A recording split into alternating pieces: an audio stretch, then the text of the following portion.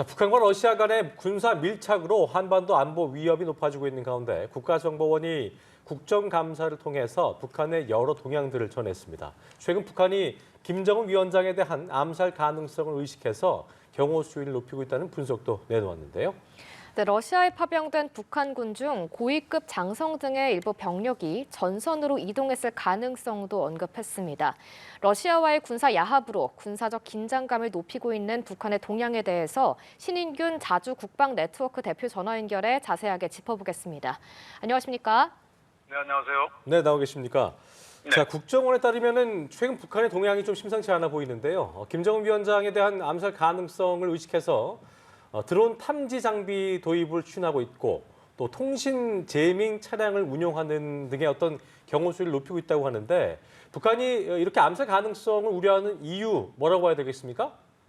일단 북한 국내 정치적으로 느닷없이 이 러시아에 파병을 하는 등 여러 가지 이 정권으로서는 온당치 못한 그런 통치행위를 하고 있고 예. 또 최근에 이제 추수 기간이 끝났음에도 불구하고 이 쌀 가격을 비롯한 이 곡물 가격이 안정되지 못하고 있어요. 평년보다 더 오르고 있어요. 예. 이런 것들에 대한 이 국내 정치적 불안 요소 그리고 최근 우크라이나 전쟁에서 봤듯이 이 드론이 새로운 전장의 어떤 그 패러다임으로 바뀌고 있거든요. 그래서 드론을 이용한 자폭 공격이라든지 드론을 이용한 그 폭격이라든지 이런 것들 그리고 이 드론이라는 게 아주 적은 비용, 뭐 우리 돈으로 한 100만 원 정도라도 그걸 가지고 아주 정밀하고 정확하게 해결할 수 있는 그런 능력이 있는 것을 전 세계가 확인하고 있기 때문에 그런 드론을 제밍하고 드론을 탐지하는 그런 장비가 김정은으로서 꼭 필요하겠다라는 위기의식을 느낀 것 같습니다. 그렇군요.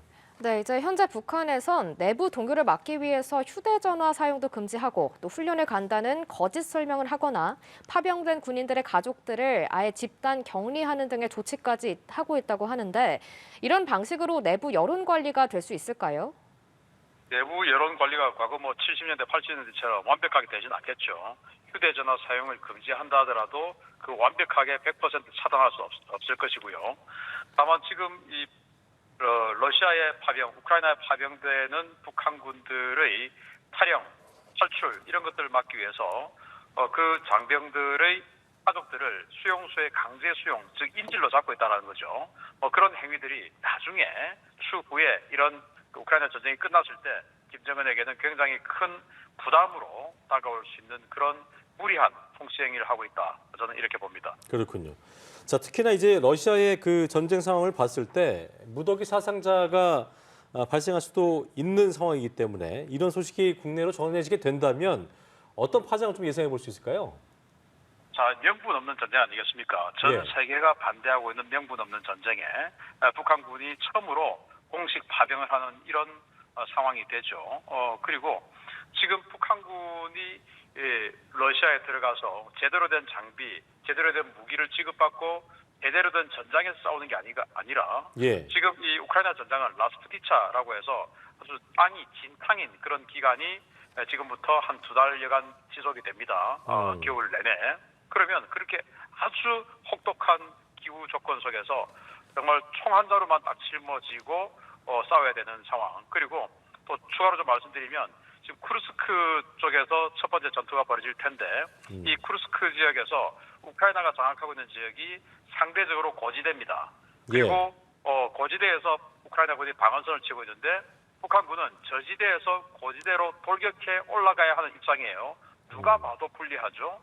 그런데 지금 북한군이 단 일주일도 안 되는 그런 훈련 기간만 마치고 이 전선에 투입된다라는 정보가 좀 있죠. 그렇다는 것은 전차나 장갑차 같은 또는 공격 헬기 뭐 이런 첨단 전력의 지원을 받지 않고 거의 뭐 6.25 전쟁 시대처럼 총만 들고 고지 위로 돌격하는 이런 상황이 벌어지게 되겠죠. 그래서 이런 것들에 대해서 나중에 누군가는 책임을 크게 져야 하는 일이 오지 않을까라고 생각합니다. 그러니까 지금 대표님 말씀하신 그 부분 말입니다. 그러니까 일부 외신 보도에서는 이 북한군들이 이번에 한 역할을 놓고 총알맞이 병률 가능성을 얘기하기도 했잖아요. 그렇다면 지금 말씀하신 대로 저지대에서 고지대로 올라가는 불리한 상황인데다가 뭐 손에 쥐어진 것도 제대로 어떤 것도 없는 상황이고 이렇다면은 북한군의 역할 대표님 정의하실 때는 어떻게 좀 생각하십니까? 총알바지 그걸 지금 현장에서는 스톰제트라고 합니다. 예. 그러니까 2022년 여름경부터 러시아군이 주로 취해오던 그런 전략 전술인데 예. 자기들 병력이 숫자가 좀 우위에 있죠. 그런데 우크라이나군을 공격하기 위해서 전차나 장갑차 이런 것들은 서방에서 지원받은 대전차 무기로 워낙 많이 파괴되니까 이제 전차 장갑차 다 떨어졌어요. 예. 그래서 러시아군이 취했던 게 스톰제트라고 해서 과거 2차 대전 때의 소련군처럼 그리고 6.25 전쟁할 때의 중공군처럼 인해 전술을 취하고 있는 겁니다. 그런 식으로 정말 파도 같은 인해 전술이 아니고 이 10명씩 또 5명씩 이런 식으로 계속 재파 공격을 보내요. 그래서 이 한 걸음 한 걸음 이를테면 바흐무트라고 하는 곳의 서쪽에 있는데 바흐무트를 예. 전쟁한 게 작년 6월이에요. 그런데 거기에서 지금 4.2km 진격하는데 14개월이 걸렸어요. 오래 걸렸네요. 예. 네, 그런데 그 4.2km 진격하면서 수만 명이 사상을 당했습니다.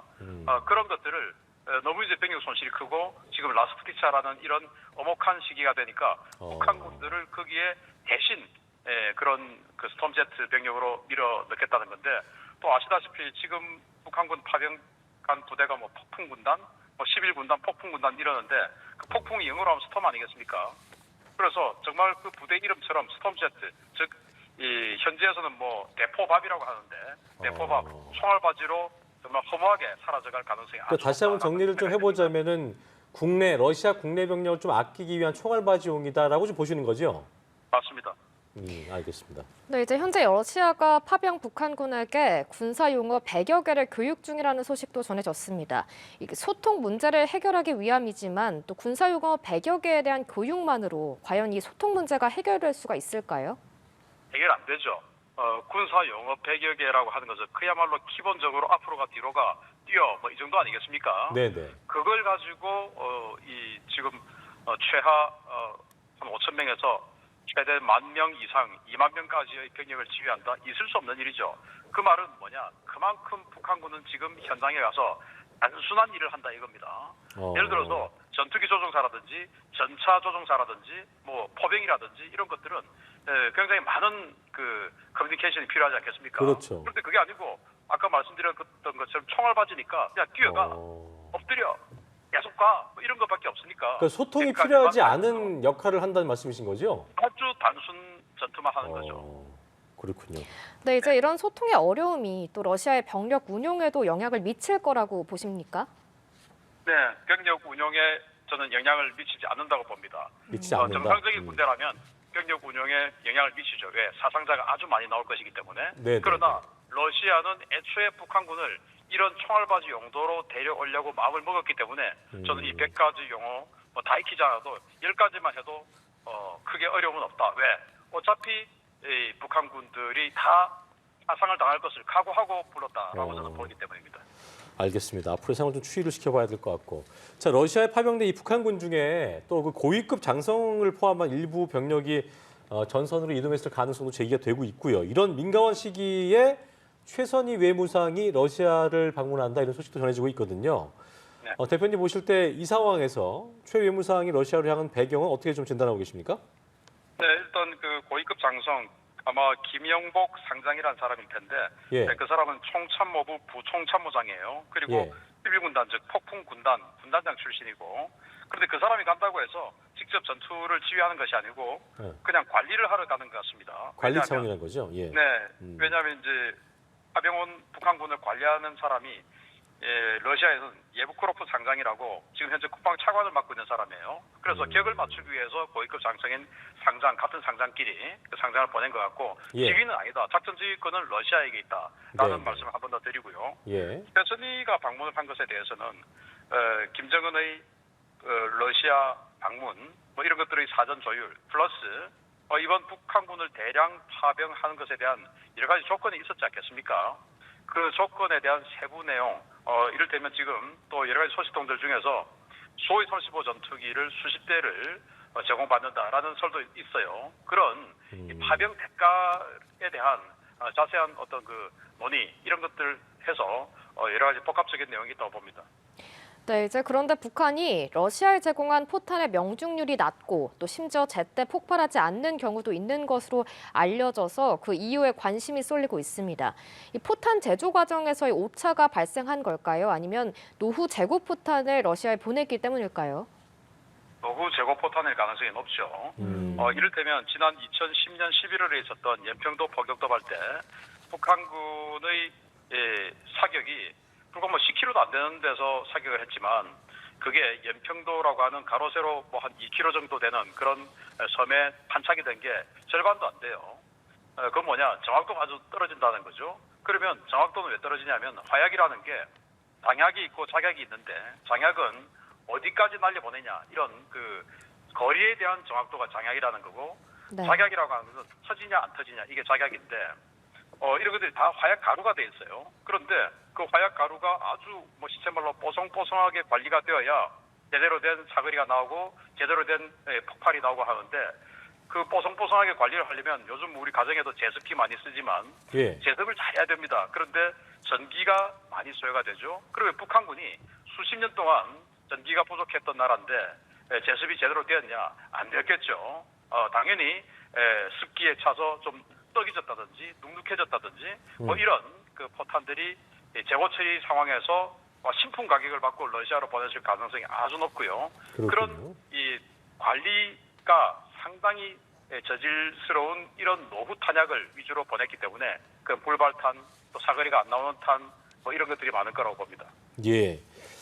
자, 이런 상황에서 오늘 그 정부의 국감에서 국정원 보고가 있었는데 국정원이 후계자 수업을 받고 있는 것으로 알려진 그 김정은 위원장의 딸이죠. 김주혜의 지위가 격상된 것으로 분석을 했습니다. 특히 김여정의 안내를 받거나 최선희의 보좌를 받고 있다고 했는데 김주혜가 후계자로서 확고한 입지를 다지고 있다 이렇게 좀 볼 수 있을까요? 그거는 이제 김정은에게 아들이 있기 때문에 예. 몇 년 더 지나봐야 이 과거를 돌이켜보면서 김주혜가 그때 정말 후계자였구나 아니구나 하는 것을 알 수가 있겠지만 예. 현재로서는 후계자 수업을 받고 있는 건 맞죠. 예. 왜냐하면 그것은 김정은 본인의 권력을 공고히 하기 위해서라도 후계 구도가 확립이 되어 있어야 되는 겁니다. 이를테면 우리 그 조선 왕조라든지 아니면 중국의 여러 왕조라든지 후계 구도가 세자 책봉에 껴 있지 않으면 그 왕권이 굉장히 흔들려요. 마찬가지로 김정은 본인의 권력을 확보하기 위해서라도 김주혜를 일단은 작년이니까 그 후계 구도로 지금 내세우는 것 같고 그게 좀 몇 년 지나봐야 확실하게 알 수 있겠다라는 생각을 해봅니다. 알겠습니다. 네, 이제 러시아와 북한의 군사 밀착은 한반도의 안보 위협을 높일 수밖에 없는데 이에 대해 윤석열 대통령은 모든 가능성에 대해 대책을 마련할 거다 이렇게 밝히기도 했는데요. 북러 간의 군사 밀착이 이렇게 강화하고 있는 상황에서 우리 정부의 역할 뭐라고 보십니까? 저는 지금 당장이라도 우크라이나를 도와주는 이런 그 무기 지원이라든지 이런 그 지원을 해야 된다고 생각합니다.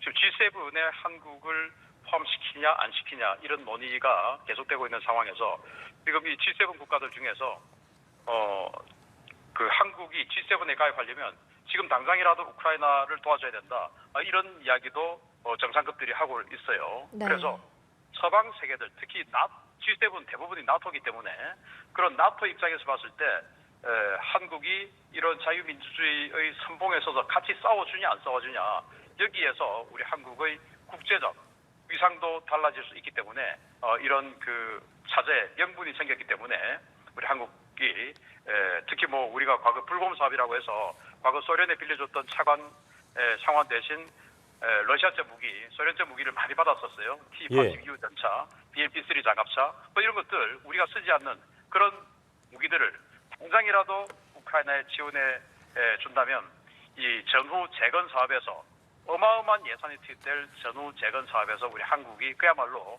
목소리를 낼 수 있는 그런 기회도 될 수 있다. 저는 그렇게 봅니다. 알겠습니다.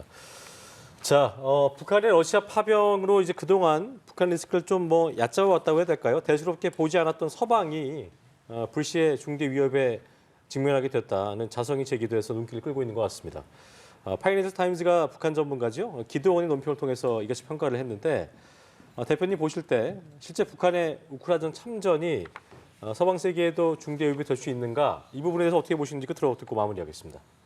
네, 이 말은 지금 중국, 러시아, 이란, 북한, 시리아 등으로 대표되는 반서방 국가들 그리고 어쩌면 불량 국가들이라고 할 수 있는 이들이 연합군을 구성하기 시작했다라는 첫 번째 사례가 되는 거예요. 그동안은 음성적으로 도와줬고 그냥 숨어서 도와주고 뭐 이렇게 했는데 이제는 그냥 연합군이 된 거예요. 그 상대인 나토 그리고 우리 한미 동맹, 한미연합군 이런 것처럼 북한도 드디어 연합군이 된 겁니다.